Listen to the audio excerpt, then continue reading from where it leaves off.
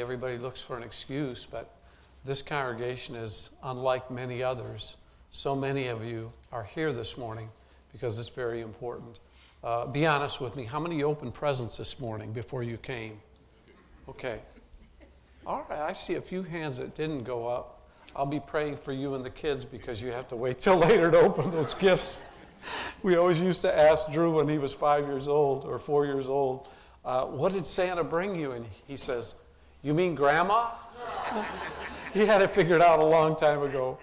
I just love, this is a very special day for me to be able to sit around as everybody's gathered there in the family room. And I just love it. This is my favorite part, to watch my children and my grandson open up presents that Fran has bought them. It's a very special time for me to see what they got. But I tell you, this is a special time for all of us, and knowing that this is a time where we can sit down and really be together. And I'm so glad to see that so many of you have brought your families, and that's a very important part of this day.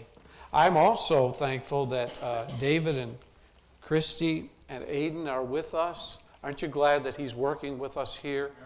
And he had asked to have some time off from the pulpit, which we were happy to do because he serves so strong and so often, and we just want him to be able to take some time off once in a while.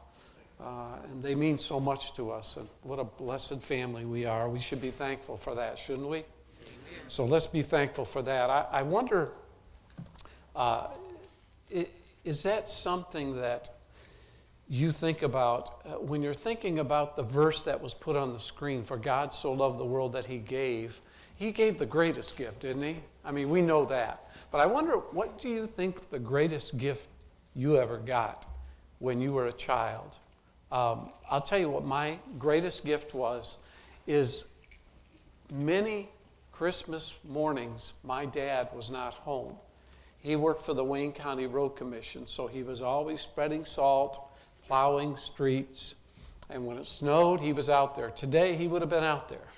And so there were many Christmas Eves and Christmases when Dad didn't get to come home, and we had to wait till he came home. And you talk about some sacrifice of a child is to wait for Dad to get home to open those gifts. Sometimes they'd let us open one gift until Dad got home. But that was one of my greatest gifts, and understanding it. I remember it just like it was yesterday, the sacrifices we made because Dad was out plowing snow and salting the roads. But I think all of us have a gift.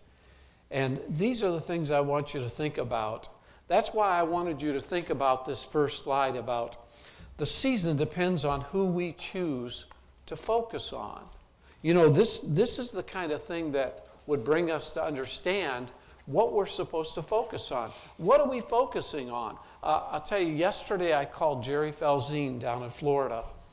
Jerry and Joyce, he was an elder at the Rochester Hills Church of Christ, and he has contracted a very, very severe and rare cancer.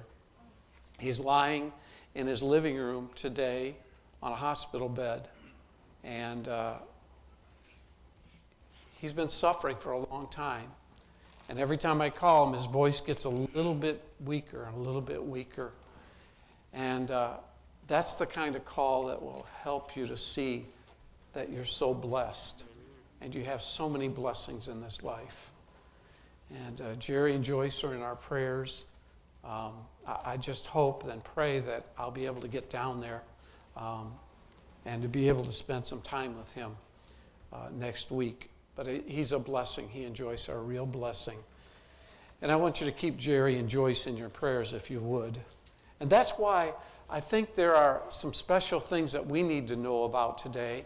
And that is that Paul wanted them to focus on the right thing.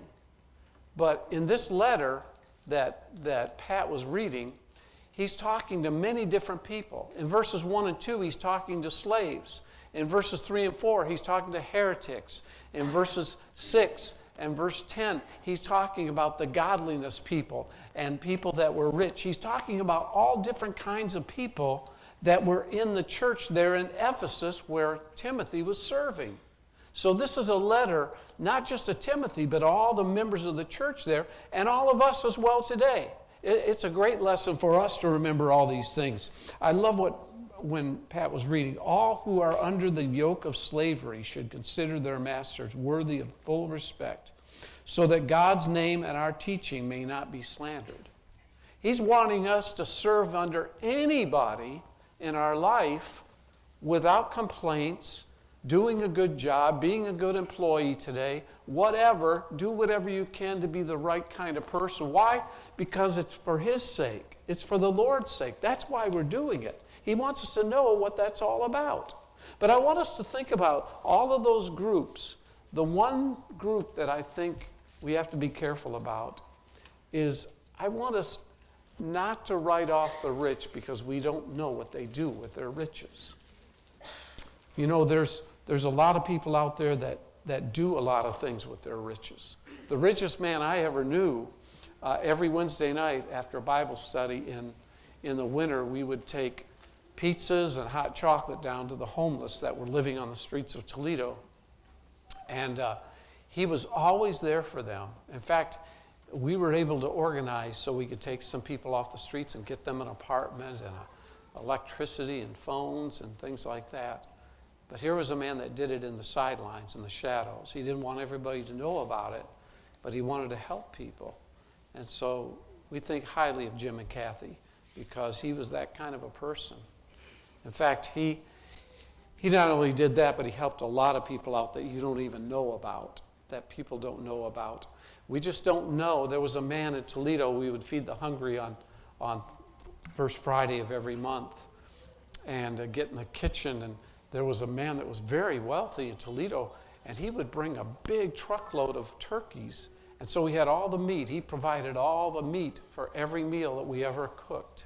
So there are people out there that have money, and before we criticize them, remember that a lot of them are giving to charities, a lot of them are giving to poor. But there is a warning here. He wants us to be careful with our riches. And he wants people that do have money to make sure that they're using money and not letting money use them. There's a danger in that. And he wanted to make that clear. Well, I don't want to belabor the point too much, but he does want us to know that we should not get conceited.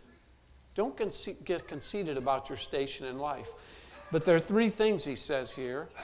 Number one, he says we need to be good, we need to be rich in good deeds, and we need to be ready to share. You know, that's one of the hardest things to learn, I think, for human beings, is how to share. It's so difficult to learn how to share because it's something that we have and it's ours and we don't want to give to other people. You know, it's been my observation that when you go shopping and two people pull up to a parking place, we want that parking place and they want that parking place. Now around Christmas season, people are just waving people in. Go ahead and take the parking place. But when it's not Christmas season, you hear things like, don't even think about it, fat boy. You hear things you'd never hear any other time of the year. You know, it's just a different time now. And Paul was very careful to let them know, don't be conceited about who you are. You know, being conceited means that we think of only of ourselves. And I was talking to Roberto this morning. He was saying that he was carrying a lot of people around to appointments and to family outings today that couldn't make it. That's a very special thing that he does. And that's the kind of person who's not conceited and not only thinking about themselves. Narcissism is one of the greatest enemies of Christ. And he wants to see us be able to share with people at all times. But here's the dangers of Christmas. I wanted us to spend a moment talking about the dangers of this season, because Paul was very concerned about how they were acting in the Church of Christ in Ephesus. And number one, let's be careful about doctrinal dangers. We know that in Colossians 1:18 that Christ is the head of the church. He has a preeminence, doesn't he? But he wants us to know that he is the head of the church. Let's not make it a point of arguing. Let's not spend time trying to cut people down that are celebrating this as a day that Christ was born. There are more important things, and that is making sure that we take opportunity to share with them who Jesus really is. Let's tell them what he's done for us. They're in that point where they're thinking about spiritual things, and this is a prime opportunity to do that. And the Lord is presenting these people to us and allowing us to make a difference in their life. I just feel that there are times when we can spend the right amount of time with people, understanding where their point in life is. You know, this past Tuesday, Fran and I and my brother and sister-in-law were eating dinner together, and our waiter's name was Aiden. And I thought of you, Aiden, when he was waiting on us. And we asked him, you know, before we led prayer, we asked him, do you have any prayer requests? Because we're going to have prayer. And he said, in tears, he said, would you please pray for my friend's family? His name is Peter, and he died 3 days ago. He was snowboarding, and he got killed on the snowboarding trail. Aiden needed prayers, and he was very open to that. People are open to spiritual matters. They're open right now, and we need to talk to them. We were grocery shopping Wednesday at Walmart, and a man stopped me, and we started talking. His name was Jeffrey. He might be here this morning, I'm not sure. But he opened up about all kinds of things, and I said, Fran, Jeffrey just stopped me to talk to me. She said, right, you're usually the one that stops people to talk to them. But Jeff was such a nice guy. He was a counselor who had retired from Wayne State University, and he wanted to talk about the blessings in his life. People are open to talking about good things and blessings. Let's take that opportunity. It's right there. And we can talk to them and open up about what the Lord has done for us and how Jesus can do those kinds of things for us. So that's danger number one. Danger number two is impressing without imparting Jesus. We're not here just to talk to people to impress them. Don't try to tell them how great you are, but try to find out what they need in their life. Because they can hear our story all day long, but they want to share themselves. People that you ask about their life will go away thinking, that person was so nice, and they didn't realize that you were talking about their life and their needs and what they're going through and the illnesses they've had. It just so happened that Jeffrey had had a heart attack. In fact, he fell as he was opening the doors to his classroom at Wayne State University. Just fell and had a heart attack, and they had to bring him back with paddles. And he was telling me what a wonderful prize it was to live for the Lord and to be blessed like he's been. So let's just not impress people, but let's impart Jesus to them. The third danger, I think, is spending more than you have. I think we have to be careful. Now, this is going to sound like Dave Ramsey. Sorry about that. Don't just slap your credit card down all the time. Be careful about what you're doing. Slap your credit card down when you have enough to pay for that charge you're about to make. Make sure that you're not living above your means, especially at this time of year. Some people go into so much debt, they have to work the rest of the year, the next year, just to get out of debt. I know it sounds shocking to some of us, but it happens. So let's make sure that we're careful about spending more than we have. The Lord doesn't want us to go to debt. In fact, I find the greatest gifts that people can have and give today are the inexpensive gifts, don't you? We don't need a lot of money spent on us. Just knowing that somebody thought enough to get me something is very impressive, and it touches me. And I know it does to you as well. So the second danger is danger of spending more than you have. Another danger is the danger of being built up for a letdown. We build up this time of the year so much that it really doesn't cause us the ability to get through the season without being rattled and upset. You know when the greatest time that people have arguments is? This time of the year. It's true, isn't it? Be careful about what you're thinking and what you're doing and the things you're saying to people. Timothy talks about that in his letter or Paul does in his letter to Timothy, knowing that that's really what's important. So let's be careful. That danger of being built up for a letdown can be devastating for families. Sadly, this is even the time when families have problems with each other. And I spoke to more than one family this year. I spoke to one mom this past month who was devastated because she wasn't going to spend time with her kids because there's problems between the family and they can't rectify it. They can't bring about some kind of concessions so that they can get along and spend time together. So there's a danger of being built up for a letdown. This is also the time of the year, next week, when more people suffer from depression than any other time of the year. Because the season's over, the gift giving's done, the wrappings are put away, the Christmas tree's put away, the dinner's done, the money's been spent, and we're done. That's it. And many people in January really get depressed because the season's over. We seem to put away this spirit of love and getting along with each other away with our gifts. So let's not do that. Another danger is the danger of spoiling our children and grandchildren. That's a danger, isn't it? Raise your hand if you think we spend too much on our kids. Anybody? Some of you are brave enough to put your hand up. I hear a lot of people saying that, but not everybody will own up to it. Fran and I have never spent too much. I probably need to repent before I go any further. But it's a real danger.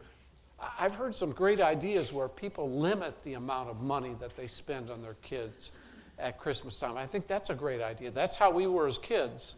Our parents said, you can have $20 this Christmas. That was our limit, $20. Now, back then, in the days of horses and buggies, that was a lot of money, you know. That was a lot of money. Today, it wouldn't buy anything, would it? But it's not a bad idea to have limits on gifts. I've heard of other families, I think this is very inventive, is a lot of the parents are putting away some of the gifts and bringing them out later for the kids to play with. When they've forgotten about them, they're putting them away. I think that's a wise idea. Just let them play with it during the year instead of all at once because they're overloaded. They've got too many things, and we just give too many things to our kids. So those are the dangers. I think there's dangers in every area of life that we need to be careful for. I wanted to give you those 5 dangers because I felt they were important. But I wanted to read to you something at the end of my lesson. It's about a student's gift to the teacher. This time of the year can affect us in different ways.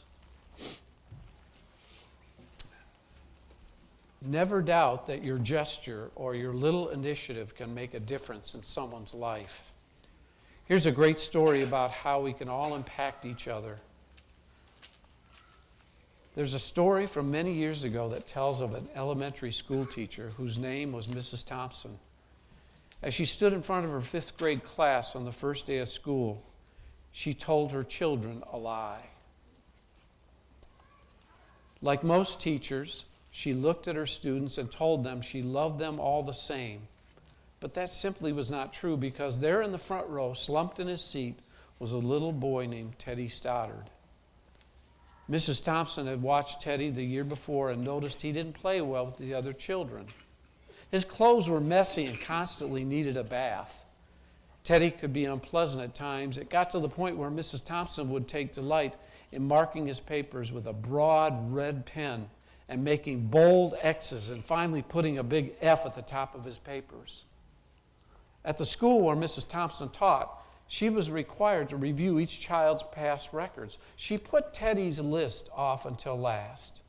When she finally reviewed his file, she was in for a surprise. Teddy's 1st grade teacher wrote, "Teddy is a bright child with a ready laugh. He does his work neatly and has good manners. He's a joy to be around." His 2nd grade teacher wrote, "Teddy is an excellent student and well liked by his classmates. But he's troubled because his mother has a terminal illness and life at home must be a struggle." His 3rd grade teacher wrote, His mother's death has been hard on him. He tries to do his best, but his father doesn't show much interest. His home life will soon affect him if steps aren't taken.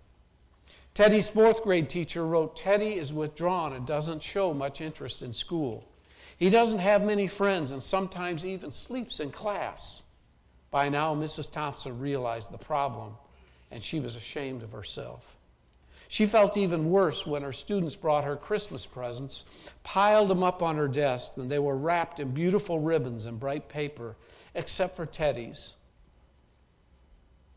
His present was clumsily wrapped in heavy brown paper that he got from a grocery bag. Mrs. Thompson took pains to open it in the middle of the other presents. Some of the children started to laugh when she found a rhinestone bracelet with some of the stones missing and a bottle of perfume that was 1/4 full. But she stifled the children's laughter when she explained how pretty the bracelet was while putting it on and then dabbing some of the perfume on her wrist. Teddy Stoddard stayed after school that day, just long enough to say, "Mrs. Thompson, today you smell just like my mom used to." After the children left, she cried for at least an hour. On this very day, she quit teaching, reading, writing, and arithmetic, and instead she began to teach children. Mrs. Thompson began to pay close attention to Teddy as she worked with him. As time went on, his mind seemed to come alive. The more she encouraged him, the faster he responded. By the end of the year, Teddy had become one of the smartest children in the class. Despite her lies, she had become one of her teacher's pets. A year later, she found a note under the door from Teddy telling her that she was the best teacher he ever had in his whole life. 6 years passed by, and to her surprise, another note came from Teddy.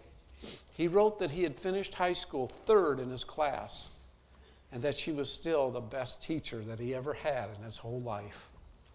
4 years later, another letter came saying that while things had been tough at times, he stayed in school and stuck with it, and he graduated from college with the highest of honors.